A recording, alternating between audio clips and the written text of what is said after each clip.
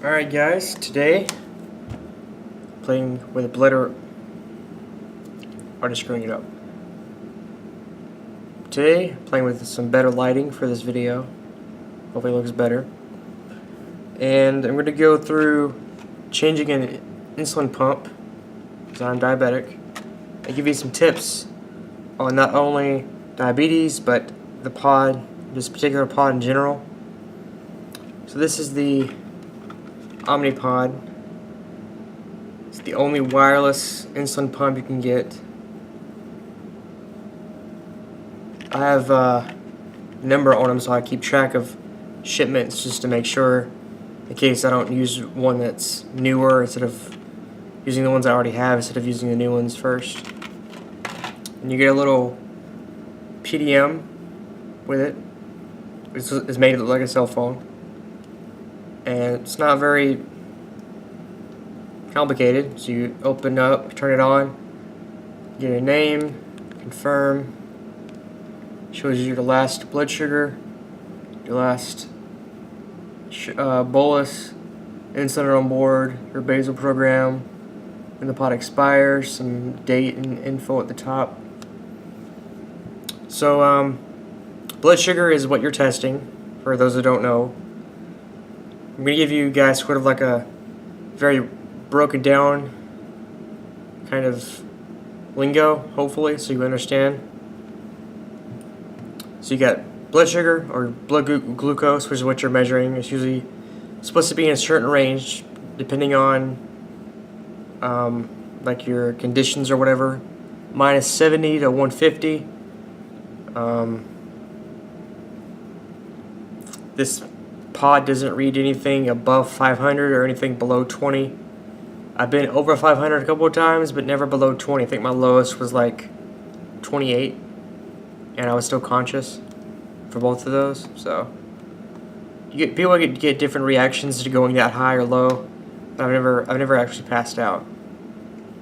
Of course, I say that now, but that could change tomorrow.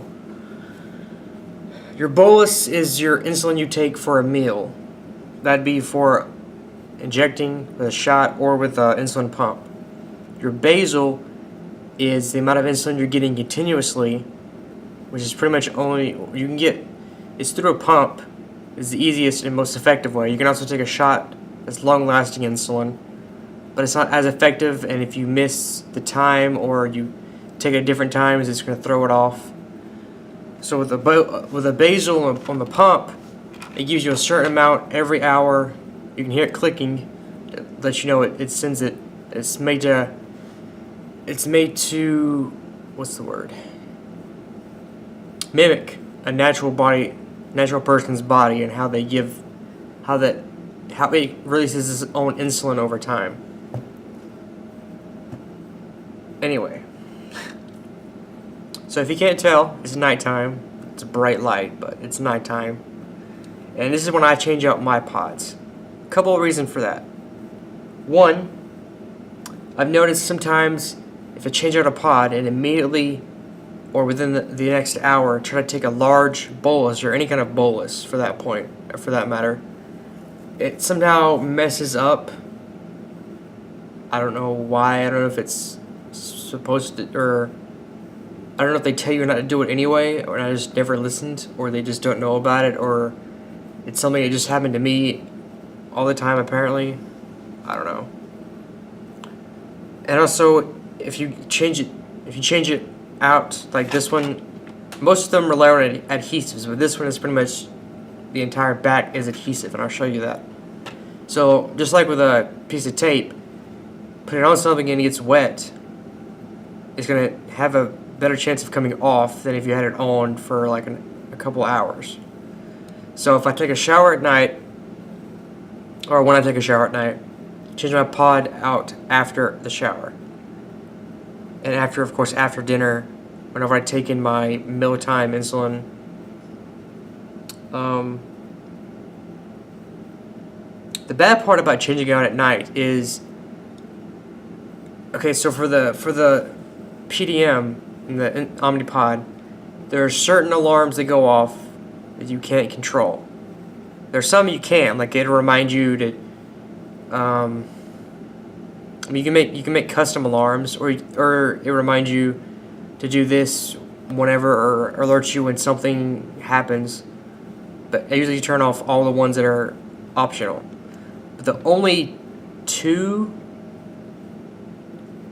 or three that you can't turn off is a reminder when the pod is about to expire, a reminder when the amount of insulin in the pod gets low, and is that it? I think there's also an alarm for when the batteries get low in the PDM. I thought there was one more alarm. I don't know. Anyway. Oh yeah, for when you change out the pod. After you change out your pod, about an hour or two later, it'll remind you to check your blood sugar, because you're supposed to do that. Even if you check it, the alarm still goes off, so there's almost no point in having the alarm there, or even checking for that matter, if the alarm's going to go off anyway. So if you're really sensitive to sounds in the middle of the night, or you just don't want the alarm to go off, or you're trying to sleep, then change it out some other time.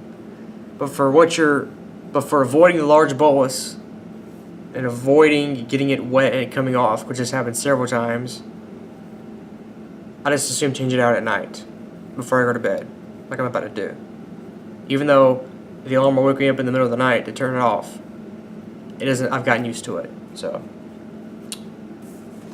checklist, make sure I stay on track and don't ramble. Talked about that.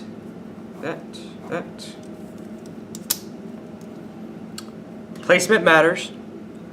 There's only certain places you can place the Omnipod, or pumps in general.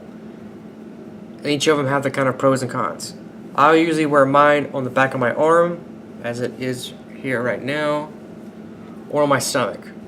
You can also wear it on your leg or your lower back, but I think that's it. 4 spots. If you wear it on your leg and you're running or you kick something, you might have a chance of it jarring and coming off or getting loose, which is bad because you can have insulin leaks. If it's on your arm, especially your throwing arm, and you really throw something, it comes off. It straight up comes off. And also, if it's on your arm, this is the stupidest way of losing a pump. If it's on your arm, you're wearing short sleeves most of the time, going around a door frame or going around like a post, and if you brush too close to it, it would knock the pod off enough to where you have to change it out. I know it sounds stupid and it's something you probably never think of, but I can't tell you how many pods I've lost that way. It's stupid. I guess you can also hit it in a similar way if it's on your leg or your back or something, if you stand up too fast or you stand up and hit something. But, I mean, I've never done that in those places. And then if it's on your stomach and you wear your pants a certain way, it could interfere with that, which it has done for me. So that's for like during the day. And also at nighttime, you're gonna have to sleep with it on because it doesn't come out. It's not tubed. It's wireless, so it stays on you. This entire thing stays on you. This thing, which is it's small and lightweight. You don't really notice it, but if you sleep on it, you're gonna notice it. So if you don't sleep on your back and you sleep on your stomach or your side and it's on your stomach, you can feel it. Gotta get used to that. If it's on your arm, you like to sleep on your arm or with your arm under your pillow or whatever, you can feel that and it gets kind of annoying. So be mindful of that. So I guess the best places for that would be like your back or your leg. But then again, you also have the other issues. Anyway. I've also had better chances, the pods have lasted better being on my arm and my stomach, from what I've noticed. I used to wear it on my back and my legs, but they always kept coming off, or they were like messed up for some reason. So those are the spots I put them because I have the best chances there for me. So now we'll change the pot out, and then I'll get into some more like diabetes tips.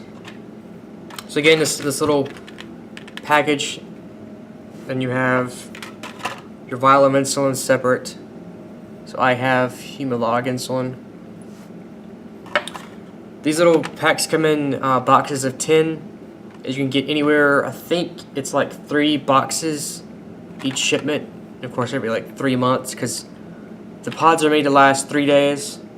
Supposed to.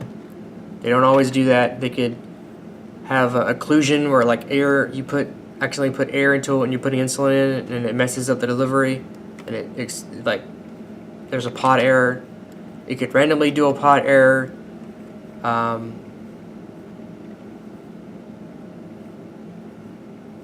It can straight up expire, which is a new thing to me, because back when I first started the Omnipod, which was like, what now? It's probably 5. I was diagnosed July 12th, 2010. You have to wait 6 months before you can get the system. So whatever that works out to be, like 2011 or something. Usually, after 72 hours, 3-day mark exactly, it'll tell you, pod's about to expire, change it out. And really, when it says pod's about to expire, it just means it's going to run out of insulin, because you're supposed to fill with the amount of insulin you think you're going to use over 3 days. I got hair on my nose. The amount of insulin you're going to use in 3 days, so that by the time you have to change it out, it's out of insulin, so you don't have to worry about losing any insulin that way. And if you happen to use it, if you happen to keep it on and kept using it, as long as there's insulin in it, you could do that. It would remind you like every hour to change it out, which was annoying. But if you happen to accidentally put too much insulin in there, or you didn't use as much insulin as you thought that those 3 days, you could keep going an extra day. Turns out, the other day, I tried to do that, and after 12 hours past the 72-hour mark, it straight up cut off. It said pod expired, even though it was like probably 20 units of insulin in it.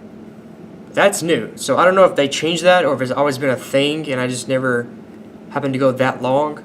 But I thought that was very weird. So those are when it tells you. So those are the times it forces you to change out the pod. You also could choose to change out the pod if it gets messed up. Like if it's leaking, you can feel the leak. Sometimes I feel like right under here where the insulin goes into your skin. If it leaks, you can feel it and you can smell it. So if it leaks, you always want to change it out, so you're getting all the insulin from that bolus and basal. Obviously, if you hit it loose, like when you're on a door frame, or a shut-up comes off, you obviously have to change it out because it doesn't automatically turn off by itself. You have to manually go through the process of changing the pod out. If you think there's some kind of error in general that it's not working right, you can change it out then. So it's kind of subjective at that point. Anyway, so yeah, back to this. So I told you about that. All this stuff.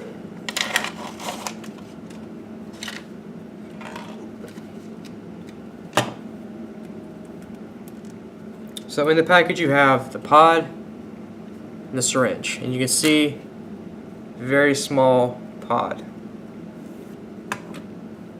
And the syringe is up to 250 units. 200 units, my bad. And the minimum is like 85. I use 150 units for the 3 days. So it's about 50 units a day. And I think 30 of that, or 20, between 20 and 30 of that is basal, which is your background. So I'll go through my ratios and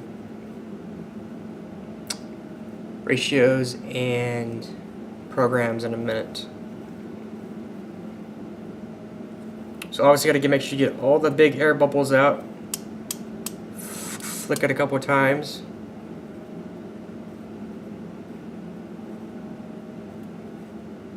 Alright, so 150. Not many air bubbles. So I usually fill up the syringe first. That way it makes this process quicker. Turn it on. Go to home button. You have another list of taking a bolus. You can do a temporary basal, which I'll talk about. You can go through your different records for insulin, carbs, sugar. You can play with the settings, and you can suspend your current basal program.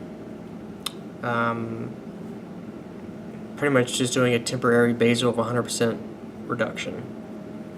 Or if you have to change the date and time, you have to suspend your program. So we'll go to more actions and change pod. It also has a food library, but if you have diabetes for like more than a year or two, you pretty much have everything you usually eat in your head about how many carbs is in it, the serving size, all that stuff. Change pod. Press confirm to begin the pod changing process. So you click confirm, you hear 2 beeps.